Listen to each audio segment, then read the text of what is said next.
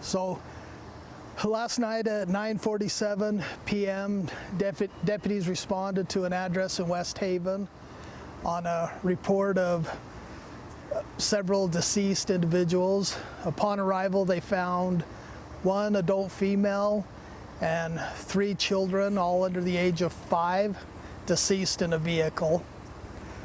CSI, Weber County Attorney's Office, Homicide Task Force, as well as agencies from, or officers from Roy PD responded to assist us. Our detectives have been working diligently throughout the night, gathering evidence, processing the vehicle in the house. As of right now, the 4 individuals have been taken down to the medical examiner's office to determine the primary cause of death. That's pretty much all the information we have to give out right now. More information will be provided at a later date when we have all the evidence that we need to put out. Oh, yeah. So this is going to continue to be an active investigation, crime scene area. We're just asking the public to please be patient with us. These are complex cases, and just stay away from the area.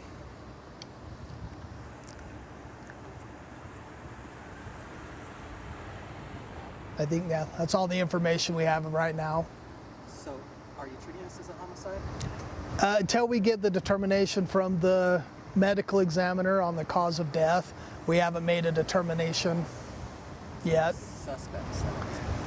No, with the evidence we have, there doesn't appear to be any threat to the public safety or the community around here. So no fifth party involved that you tell right now? But the investigation, where it's going, we don't have that information right now. Like I said, They knew of 2 children that the woman had, so is this 3rd child related to her, do you know? I do not know that. We're still in the early stages of this investigation, so more information will be provided when we figure out who's related to who. And have you guys been able to enter the home at all? Yes, we've been into the house last night. So you've already served a search warrant then? Yes. Yes, last night we did. Have you been able to determine whether the car they were all in was inside or outside the home on the street in New York? It was parked in front of the house. It was in front of the house. Okay. Like on the street of the driveway? In the driveway. Can you say anything about who discovered the deceased? It was a family member that had come home and discovered him. Any idea of how long they may have been there before being discovered? At this time, we don't know. We're still reviewing video footage from cameras around the neighborhood to determine how long the car was there. Are you aware of any past calls to this house? That's all part of the investigation, and when we do our briefing again, probably tomorrow or later this week, we'll have more information on that. Could you go over the age and genders of the kids one more time? Because we've been told by a neighbor that they, and I know can't release like who's related to who right now, but we've been told that a mother had a 2-year-old boy and a 1-year-old daughter. We were told 1-year-old girl, 2-year-old girl, 4-year-old boy. We didn't know if those were still.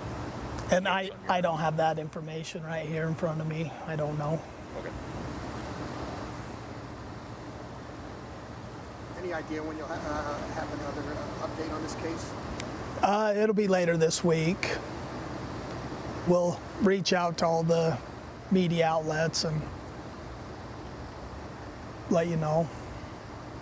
Can you say, I know this goes into opinion, but just how tough of a case this is? These types of cases are very tough on everybody involved as well as the community. I mean, whenever you may have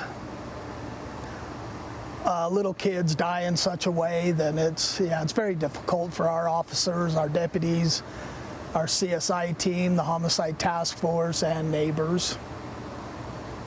I can imagine a big impact on the family, because we've been told that there are other family that were living in this house as well. Yes.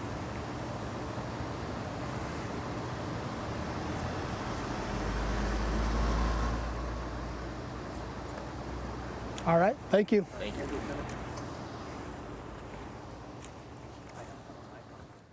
All right, you've been watching a press conference live in Weber County. We just got an update from the sheriff's office about those 4 people found shot dead in a car overnight. Now, I think the biggest development we've learned is really there's a lot going into this. They've been working all through the night to try and figure out how they're connected, who's related to who, but we do know this is a family that was involved. There's a lot of unanswered questions there, and he said it could be a couple days until we really know exactly what's happening, but I think it was important to note there, too, that they said the community is not in danger. There's no threat to the general public as well. So that's the good news there, so that maybe they do have some lead or have some information that they just can't share with us yet about who the suspect or person involved may be at this point. Yeah, and there's a lot of concern over that, and I think that's a good point that you share, because they're really not worried about the community, but they are asking for tips. They said right now they're using home surveillance cameras in that area to kind of piece stuff together and figure out exactly what happened here. But what we do know is that it was a family member who found the 4 bodies inside that car. I do want to check in with our Cade Gardner. He's been there live on the scene all morning long for hours, speaking with family, friends, and neighbors about this shocking development there. And Cade, what did they tell you? Yeah, Jillian, but for the most part, everyone I spoke to either knew them well or just knew them by passing, and they all say the same thing, that the family who lives in this home behind me is as nice as can be, and that they're really shocked that anything like this would happen, not only just in their neighborhood, but to this family. Neighbors in disbelief today. We're walking past the house Monday night, and we had no idea what we were walking by. After learning that a woman and 3 young children were found dead in a car parked just outside their home. This is a pretty quiet neighborhood. A lot of people just walking their dogs and their kids, you know. I can't make sense of the tragedy and why it played out the way that it did, or how it played out. The Weber County Sheriff's Office says a family member found all 4 of their bodies with gunshot wounds Tuesday night, a few blocks away from the West Haven Cemetery. A handful of neighbors say they heard something strange Sunday night. And he's like, "Ooh, I hope those were fireworks." And I was like, "Well, what else would they be?" And he's like, "Gunshots." And so I was like, "Oh, it didn't really ring weird to me, because we were in Payson and they were doing fireworks on Friday night. So I thought maybe it was like a Labor Day thing." So I don't know if it took place on Sunday night and that they've been sitting out there. Police not identifying the woman or children yet, but say the children were 4, 2, and 1 years old. These little kids didn't know a word of English, but they just, I mean, they communicated with their beautiful smiles. They were just amazing little beautiful kids. Darren King has lived next door for a few years and says the woman recently moved back into her parents' home. Until recently, he had never met the children's father. I didn't see anything that would be questionable or anything like that. It seemed like they got along great, they co-parented well, and the kids were fine. Police say there is no threat to the public, but for the neighborhood, the reality of the tragedy is just setting in. It's senseless to know those lives are gone. Again, neighbors tell me that this family is just as nice as can be. One telling me that on special occasions they would bring them over treats. Another one telling me that the family is just super tight-knit and would get together every Sunday for dinner. One neighbor I spoke to said they checked their doorbell footage and that they were able to see the neighbor's house. They said the car in which the bodies were found pulled up into the home Sunday afternoon, Sunday evening. Looked like it was going to pull back out, pulled back in, and that's the last time they saw it move. Now, again, police have very little information right now for us because this is an ongoing investigation. So when they give us updates, we'll keep you updated both online and on air. Live in West Haven, Cade Gardner, back to you.